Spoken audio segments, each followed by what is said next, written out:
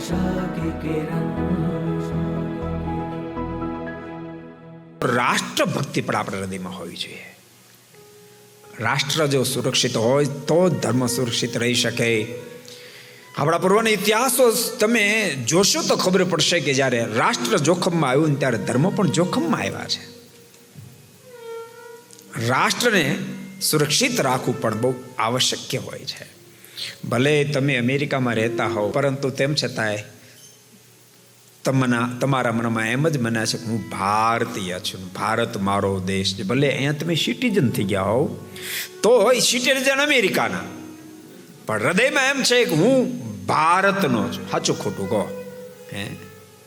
અને ભારતનું જ્યારે રૂડું થાય ત્યારે હૃદયમાં જરૂર આનંદ થાય. अगर ये वीडियो आपको पसंद आया हो तो लाइक करें और शेयर करना मत भूलिए. सब्सक्राइब करें सरदार कथा चैनल को और बेल आइकॉन पर क्लिक करना मत भूलिए लेटेस्ट वीडियो सबसे पहले पाने के लिए.